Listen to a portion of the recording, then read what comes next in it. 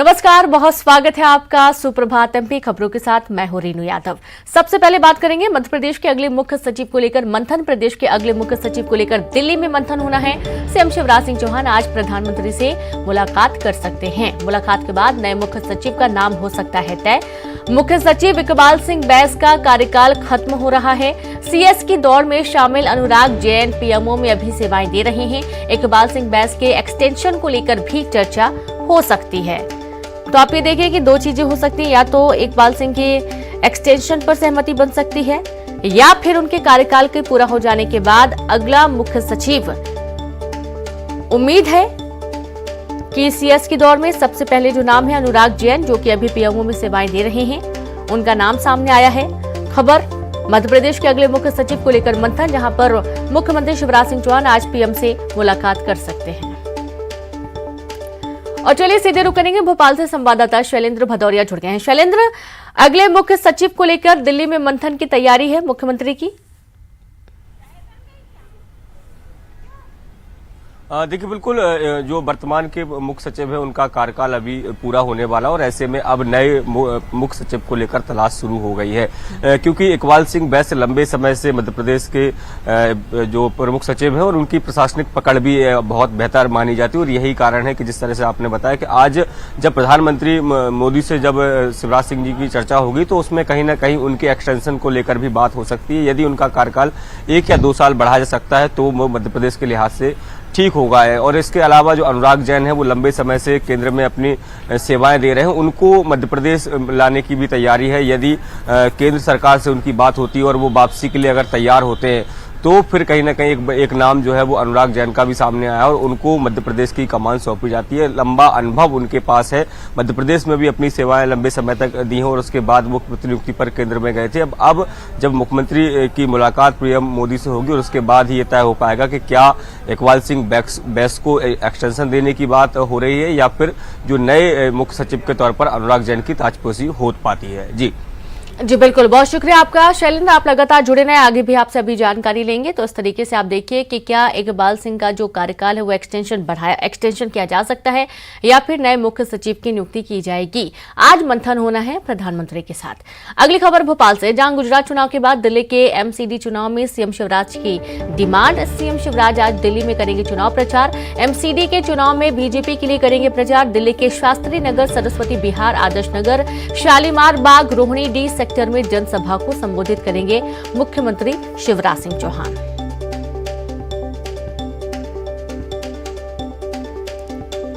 तो बड़ी खबर आपको दे रहे हैं, जहां पर सीएम गुजरात चुनाव के बाद दिल्ली के एमसीडी चुनाव में भी उनकी डिमांड बढ़ गई है।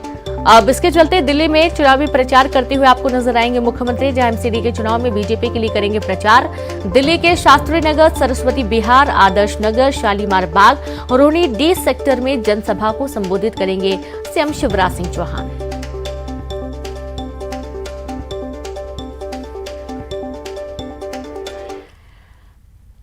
और अब इंदौर से खबर है, जहां पर राहुल गांधी की यात्रा का आज छठा दिन है। बड़ा गणपति से शुरू हुई भारत जोड़ो यात्रा सुबह 10 बजे बरौली गांव में होगा मॉर्निंग ब्रेक। दोपहर 3:30 बजे फिर शुरू होगी यात्रा और इस बीच प्रेस वार्ता करेंगे राहुल गांधी। तराना गांव चौक पर शाम 6 बजे यात्रा का समापन होगा। सांवेर में रात्रि विश्राम करेंगे राहुल गांधी। तो आप ये देखिए कि राहुल गांधी की यात्रा का आज छठा दिन है। बड़ा गणपति से शुरू हुई भारत जोड़ो यात्रा सुबह 10 बजे बरौली गांव में मॉर्निंग ब्रेक होगा। और ये आप जो तस्वीर आप देख पा रहे हैं, लाइव तस्वीर आपको दिखा रहे हैं, जहां पर बड़ा गणपति से यात्रा की शुरुआत हुई है, भारत जोड़ो यात्रा, जिसमें राहुल गांधी लगातार यात्रा में शामिल हैं। और आप देखेंगे कि कांग्रेस के कई बड़े नेता, बड़े चेहरे भी इस यात्रा के दौरान नजर आए हैं। पिछले 5 दिनों में भी आपने देखा कि नए नए चेहरे, और प्रियंका गांधी भी यात्रा में शामिल रही हैं। और चलिए ज्यादा जानकारी के साथ संवाददाता वासु चौड़े जुड़ गए हैं। वासु, यात्रा का छठा दिन है, बड़ा गणपति से यात्रा की शुरुआत हो चुकी है।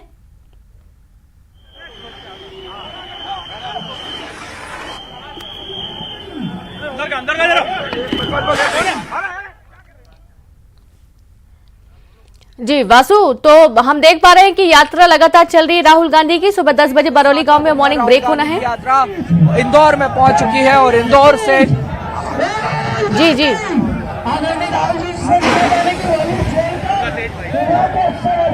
अब बिल्कुल देखिए, इंदौर में राहुल गांधी की यात्रा जो है आगे बढ़ रही है, सावेर की ओर यात्रा बढ़ती हुई नजर आ रही है। और आपको देखना, तस्वीरों में आप देख सकते हैं किस तरह से राहुल गांधी का भव्य स्वागत यहाँ पर इंदौर में हो रहा है। इंदौर की सड़कों पर दोनों तरफ जो जनता है वो नजर आ रही है। 7वां दिन मध्य प्रदेश में है यात्रा का, और पूरे देश में अगर बात की जाए तो 2000 किलोमीटर से ज्यादा का सफर जो है वो यात्रा अब तक यहाँ पे शुरू हो चुकी है। और ये देखिए, राहुल गांधी के हाथों में बैलून्स हैं, और ये बैलून्स राहुल गांधी ने, तिरंगे ट्राई कलर के जो बैलून्स हैं वो राहुल गांधी ने आसमान में ये गुब्बारों को छोड़ा है। मणिशंकर अय्यर जो कांग्रेस के नेता हैं वो भी आज यात्रा में उनके साथ नजर आ रहे हैं। इसके अलावा जीतू पटवारी समेत कांग्रेस के जो अन्य नेता हैं वो भी यहाँ पर यात्रा में आपको दिखाई देंगे। तो लगातार यात्रा आगे बढ़ रही है। कांग्रेस की कोशिश है कि इस पूरी यात्रा का पॉलिटिकल माइलेज यहाँ पर लिया जाए, और मध्य प्रदेश में जिस तरह से आने वाले समय में विधानसभा के चुनाव होने हैं, उस लिहाज से राहुल गांधी की जो यात्रा है वो बेहद महत्वपूर्ण हो जाती है, बेहद खास हो जाती है। लगातार कांग्रेस ने कोशिश की है कि इस यात्रा के दौरान बड़े पैमाने पर जन समर्थन जो है वो जुटाया जाए, और यही वजह है कि राहुल गांधी लोगों से लगातार इंटरेक्ट करते हुए, बातचीत करते हुए यहाँ पर आपको नजर आएंगे। देखिए, अभी भी किसी कार्यकर्ता से, किसी महिला से राहुल गांधी यहाँ पर बात कर रहे हैं, और बार बार वो इस बात को कह रहे हैं कि लोगों से ज्यादा बातचीत करने की कोशिश कर रहा हूँ, इंटरेक्ट करने की कोशिश कर रहा हूँ, उनके मन की बात जानने की कोशिश कर रहा हूँ। तो ये कहीं ना कहीं राहुल गांधी का और भारत जोड़ो यात्रा को लेकर कांग्रेस की कोशिश है कि जो राजनीतिक मायने हैं, और कांग्रेस लगातार जो भारत जोड़ने की बात कर रही है, लेकिन कांग्रेस के लिए जरूरी है कि पहले कांग्रेस को जोड़ा जाए, मध्य प्रदेश में टूट ना हो। जिस तरीके की बार बार खबरें सामने आती हैं, लंबे समय बाद जब मध्य प्रदेश में कांग्रेस को सत्ता मिली और कुछ कांग्रेस के विधायक ही भाजपा में चले गए, जिसके कारण सत्ता चली गई थी, लेकिन राहुल गांधी की निमाड़ मालवा में इस यात्रा का कितना असर दिखेगा, देखने वाली बात होगी। बड़ा अपडेट यह है कि इंदौर के रहने वाले इंटरनेशनल विख्यात जो शायर है राहत इंदौरी, जो अब इस दुनिया में नहीं है, लेकिन उनके बेटे ने भी राहुल गांधी के साथ इस पूरी यात्रा को आज ज्वाइन किया है, और एक किताब भी राहुल गांधी को गिफ्ट की है।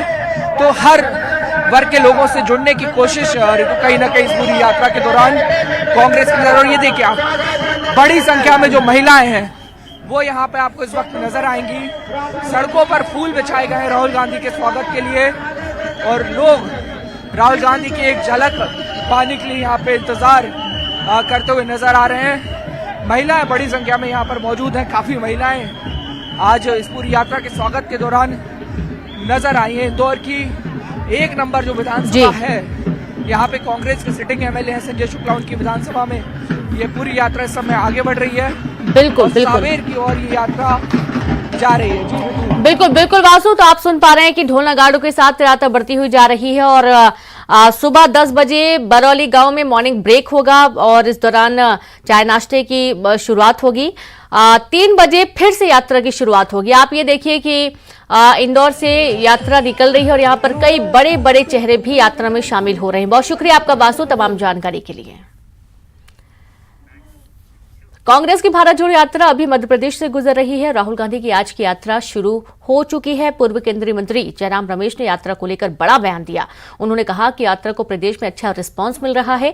ठंड को लेकर यात्रा के शेड्यूल में बदलाव किया जा सकता है, और इधर राजस्थान के सियासी हालात पर उन्होंने कहा कि सभी को एकजुट होना चाहिए। जयराम रमेश यात्रा शुरू हो चुकी है। कांग्रेस के महासचिव जयराम रमेश जो हमेशा लीड कर रहे हैं यहाँ पे, उनसे बात करते थे। सुबह का वक्त है, इतने सुबह उठकर भारत जोड़ो यात्रा जो रिस्पांस सुबह आज थोड़ा जल्दी ही शुरू हो गया, और इंदौर के सड़कों पर से गुजर रहे हैं। और कल जो मोबिलाइजेशन था मऊ और इंदौर के बीच में, वो बिल्कुल अभूतपूर्व था। कोच्चि, मैसूरू, बेल्लारी, रायचूर, नांदेड़, शेवगांव के बाद इंदौर में जो हमने कल देखा, मैं समझता हूँ पहले मैंने कभी नहीं देखा था भारत जोड़ो यात्रा में। आज राहुल जी 7वीं बार प्रेस के साथ भेंट कर रहे हैं, प्रेस वार्तालाप होगा 1 बजे। तो और कल उज्जैन में एक विशाल रैली का आयोजन किया गया। सर आने वाले दिनों में अब ये मध्य प्रदेश का लेगा जो शुरुआत होने वाली है राजस्थान की होगी, चुनौती के तौर पर देखा जाए, क्योंकि चर्चा का विषय वहां में जो बयानबाजी है वो है, तो चुनौती नहीं होगी सर वहां पे यात्रा करना, क्योंकि दो बड़े चेहरे हैं, उनके आपस में बयानबाजी चल रही है। नहीं, कोई ऐसा मैं समझता हूँ सब लोग सभी कांग्रेस कार्यकर्ता, सभी कांग्रेस नेता एकजुट होकर भारत जोड़ो यात्रा को सफल बनाएंगे राजस्थान में, जितना कि महाराष्ट्र में हुआ है, मध्य प्रदेश में हम देख रहे हैं। न्यूज से बातचीत के लिए शुक्रिया। वीडियो जर्नलिस्ट आकाश के साथ रवि सिसोदिया, न्यूज 18 इंदौर। राहुल गांधी की भारत जोड़ो यात्रा पर बम से हमले की चिट्ठी मिलने के बाद भले ही आरोपी को पकड़ लिया गया हो, लेकिन राहुल गांधी की सुरक्षा को लेकर अब महिलाएं आगे आई हैं। उनकी यात्रा जब इंदौर से उज्जैन की ओर बढ़ेगी तो रास्ते में सांवेर विधानसभा क्षेत्र की महिलाएं राहुल गांधी की सुरक्षा के लिए उन्हें रक्षा सूत्र बांधेंगी। कांग्रेस के वरिष्ठ नेता प्रेमचंद गुड्डू की बेटी और महिला कांग्रेस की प्रदेश महासचिव रीना सेतिया बोरासी का कहना है कि सांवेर विधानसभा क्षेत्र में राहुल गांधी के पहुंचने पर इस क्षेत्र की महिला शक्ति न केवल उनका स्वागत करेगी बल्कि उनकी रक्षा के लिए उनको रक्षा सूत्र भी बांधेंगी। बता दें कि कल यानी कि 28 नवंबर को राहुल गांधी सांवेर में ही रात गुजारेंगे।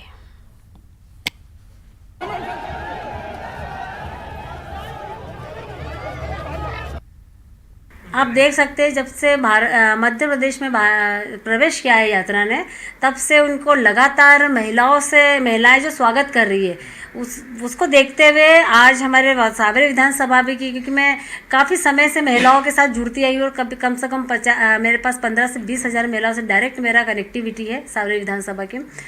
तो उसको देखते हुए मुझे पूरा विश्वास है कि सांवेर की हमारी महिला शक्ति है, नारी शक्ति है, वो भारी संख्या में उनका स्वागत करेंगी। भारत जोड़ो यात्रा के दौरान राहुल गांधी इंदौर पहुंचे। राजबाड़ा पर उस वक्त अजीब से हालात बन गए जब सभा स्थल पर गलत रास्ते से राहुल गांधी मंच तक पहुंचे। अब सीढ़ियां तो थी नहीं, ऐसे में राहुल गांधी और विधायक जीतू पटवारी को मंच पर मौजूद पुलिस और कांग्रेस कार्यकर्ताओं ने खींचकर मंच पर चढ़ाया। पावन धरती पर राहुल जी का स्वागत, पावन धरती पर राहुल जी का स्वागत, पावन धरती पर राहुल जी का स्वागत। खबर भोपाल से, जहां ठंड की चपेट में आधा मध्य प्रदेश, 21 जिलों का तापमान 10 डिग्री के आसपास। दिसंबर के पहले हफ्ते में बारिश, शीतलहर की संभावना। प्रदेश में पचमढ़ी रहा सबसे ठंडा, पचमढ़ी का तापमान 5.2 डिग्री सेल्सियस दर्ज किया गया है।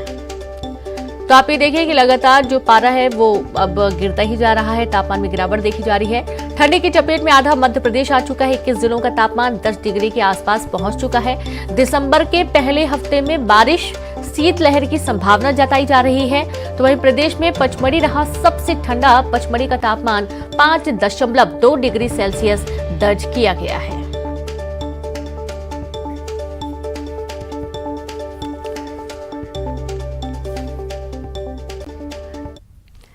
तो एक ग्वालियर से खबर, ग्वालियर में सर्दी का असर बढ़ा, रात का पारा 8.7 डिग्री पर आया। रविवार रात का न्यूनतम तापमान 8.7 डिग्री रहा, सामान्य से 1 डिग्री कम रहा। रात का तापमान, उत्तर भारत से आ रही सर्द हवाओं ने ठिठुरन बढ़ा दी। 5 दिसंबर से अंचल में पड़ेगी कड़ाके की सर्दी। तो आप ये देखिए कि जो ठंड है वो अब लगातार बढ़ती जाएगी। धीरे धीरे ठंड बढ़ने के आसार शुरू हुए थे, लेकिन अब अच्छी खासी कई इलाकों में ठंड पड़ने लगी है, जहां पर कई जगह तो 10 डिग्री से भी कम पारा दर्ज किया गया है। और चलिए सीधे रुक करेंगे, संवाददाता शैलेंद्र भदौरिया जुड़ गए हैं भोपाल से। शैलेंद्र, अब देखा जा रहा है कि पहले गुलाबी ठंड थी, लेकिन अब ठंड थोड़ी परेशान करने वाली होती जा रही, ठंड बढ़ती जा रही है और कई इलाके ऐसे हैं, कई शहर ऐसे हैं जहां पर तापमान 10 डिग्री तक भी पहुंच चुका है। देखिए बिल्कुल रीनू, नवंबर का आखिरी सप्ताह जो है वो सर्दी अब यहाँ पर असर दिखाना शुरू कर दिया है। न केवल राजधानी भोपाल या ग्वालियर बल्कि मध्य प्रदेश के 21 ऐसे जिले हैं जहाँ पर तापमान 10 डिग्री के नीचे चला गया है। मौसम विभाग की माने तो अगले वाले एक सप्ताह के अंदर मध्य प्रदेश में कड़ाके की ठंड देखने को मिलेगी, क्योंकि न केवल मावठ की बरसात की भी आसार है, इसके अलावा शीतलहर जो है वो अगले सप्ताह से चलना शुरू हो जाएगी, जो लोगों को काफी परेशान कर सकती है। हालांकि अभी की भी बात करूं तो सुबह और शाम जो है वो तेज शीतलहर जो चल रही है, जिसके चलते जो सर्दी का एहसास लोगों को होने लगा है और काफी तेज होने लगा। दिन में जरूर अच्छी खासी धूप निकल रही है, जिसके चलते दिन के तापमान में उतनी गिरावट देखने को नहीं मिल रही है। लेकिन जैसा कि मौसम विभाग कह रहा है कि पहले सप्ताह के बाद जब पूरे समय शीतलहर चलेगी तो दिन के तापमान में भी तेजी से गिरावट आएगी, जिससे कहीं ना कहीं लोगों को परेशानियों का सामना करना पड़ेगा। और अभी की बात करूं तो मध्य प्रदेश का पचमढ़ी जो है वो सबसे ठंडा शहर सामने आया है। उसका न्यूनतम तापमान जो है 5.2 डिग्री रिकॉर्ड किया गया है। इसके अलावा नौगांव की बात करूं या दूसरे अन्य जो छोटे शहर हैं उनमें अब ठिठुरन काफी तेज हो गई है। फिलहाल जो है भले ही दिन में थोड़ी सी राहत हो, लेकिन आने वाले समय में लोगों को ठंड से परेशानियों का सामना करना पड़ सकता है। जी बिल्कुल। और अब ये भी देखा जा रहा है कि सड़कों में सुबह सुबह लोग निकलते हैं तो पूरी तैयारी के साथ निकलते हैं। कोहरे की भी स्थिति बनती हुई नजर आती है कई इलाकों में। शैलेंद्र, देखिए बिल्कुल जैसे जैसे अब समय गुजरेगा वैसे वैसे अब कोहरा की आगोश में भी बड़े शहर या छोटे शहर आते जाएंगे, क्योंकि जिस तरीके से अब सर्दी बढ़ने लगी है, जैसा कि आपने कहा सुबह सुबह की अगर बात करूं तो सुबह काफी तेज सर्दी होती है। और यही कारण है कि मध्य प्रदेश के कई शहरों में स्कूलों का समय भी बदला गया, क्योंकि छोटे छोटे बच्चे हैं वो स्कूल जाते हैं और ऐसे में यदि शीतलहर का प्रकोप अब से शुरू हो गया तो यही कारण है कि उनके स्कूलों का भी समय बदला गया है। प्रशासनिक व्यवस्थाएं भी अब से जमाना शुरू कर दी है नगरीय निकायों में। जिस तरीके से अब निर्देश दे दिए गए हैं कि जो सार्वजनिक स्थल हैं वहां पर अलाव की व्यवस्था की जाए और रैन बसेरों को दुरुस्त करने के भी निर्देश दिए गए हैं, ताकि जो लोग यात्रा कर रहे होते हैं या शहर में रहते हैं उन लोगों को किसी तरह की कोई परेशानियों का सामना ना करना पड़े। क्योंकि दिसंबर का जो महीना होता है, दिसंबर और से लेकर 15 जनवरी तक मध्य प्रदेश जो है वो कोहरे के आगोश में भी समा जाता है। जी बिल्कुल, बहुत शुक्रिया आपका शैलेंद्र तमाम जानकारी के लिए। और इसी बीच अगली खबरों का हम रुख करेंगे। बात करेंगे श्योपुर से बड़ी खबर की। कूनो अभ्यारण्य में फिर 2 चीते छोड़े गए। 2 मादा चीते बड़े बाड़े में रिलीज किए गए। आशा और तिबलिश नाम की मादा चीताओं को बड़े बाड़े में छोड़ा गया है। अब तक 3 नर और 2 मादा चीताओं को छोड़ा जा चुका है, रिलीज किया जा चुका है। 3 मादा चीतों को आज किया जा सकता है रिलीज। बड़े बाड़े से बाहर निकला खूंखार तेंदुआ। बांस की सीढ़ियों पर चढ़कर निकला तेंदुआ चीतों के लिए खतरा माना जा रहा था। यह तेंदुआ अब चीतों को बाड़े में खतरा नहीं है।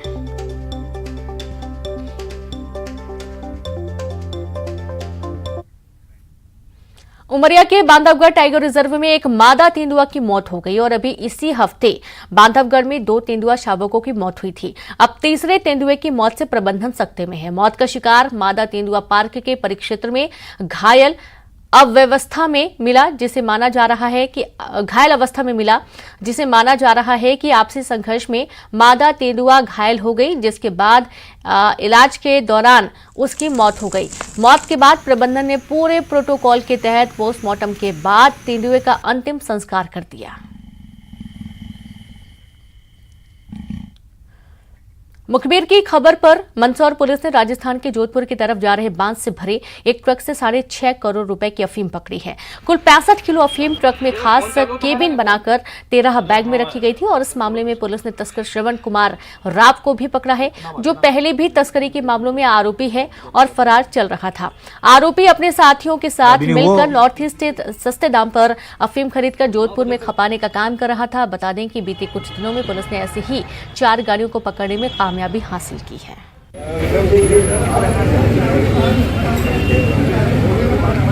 इसी तारतम्य में कल मुखबिर के द्वारा सूचना प्राप्त हुई थी कि जावरा तरफ से एक 10 चक्का ट्रक जो है राजस्थान पासिंग का ट्रक है जो जा रहा है, जिसमें संभावना है कि भारी मात्रा में मादक पदार्थ हो सकते हैं। एडिशनल साहब के नेतृत्व में टीम गठित की गई और वहां पे घेराबंदी की गई थी। तो वहां पे जब ट्रक को रोका गया तो उसमें एक व्यक्ति मिला जिसका नाम श्रवण पिता रामकिशन राव, जातीय बिश्नोई, रहने वाला गांव लोहवट, जिला जोधपुर का बताया उसने। जब उसके ट्रक के अंदर सर्चिंग की गई, जो केबिन था, केबिन में ड्राइवर सीट के जस्ट पीछे उसने स्कीम बना रखी थी, जिसमें करीब 5-5 किलो के 13 पैकेट निकले और टोटल 65 किलो के उसमें टोटल अफीम बरामद की हुई है, जो कि काफी भारी क्वांटिटी में है। तो ये सभी को सतना में पड़ोसी से बदला लेने के लिए युवक दरिंदा बन गया। पहले उसने पड़ोसी के 7 साल की बच्ची को अगवा किया और फिर जंगल में दुराचार कर उसकी हत्या कर दी। 10 दिन बाद जंगल से मासूम का कंकाल बरामद कर आरोपी को गिरफ्तार किया गया है। बताया जा रहा है कि आरोपी को पत्नी के चरित्र पर संदेह था और पीड़ित पड़ोसी के साथ कई अन्य लोग उसकी पत्नी से मिलते थे। इसका बदला लेने के लिए उसने बाजार घुमाने के बहाने मासूम का अपहरण किया और फिर जंगल में रेप कर हत्या कर दी।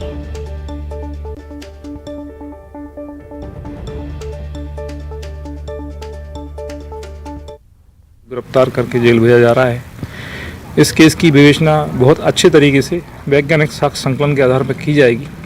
पुलिस ये कोशिश करेगी कि ये मामला हम अदालत में साबित करने में सफल हों और कैपिटल पनिशमेंट, इसको फांसी की सजा पुलिस दिलाए, अभियोजन दिलाए, ऐसी हम लोगों की कोशिश रहेगी। अंतर्राष्ट्रीय व्यापार मेले में मध्य प्रदेश को बेहतरीन राज्य का तीसरा पुरस्कार मिला है। व्यापार मेले के अंतिम दिन पुरस्कार वितरण समारोह आयोजित किया गया। मध्य प्रदेश पवेलियन के निदेशक BN त्रिपाठी ने पुरस्कार लिया। उन्होंने कहा कि मेले में आए लोगों ने राज्य के उत्पादों को खूब सराहा। साथ ही कहा कि कोशिश करेंगे कि अगली बार अंतर्राष्ट्रीय व्यापार मेले में पहला पुरस्कार मिल सके।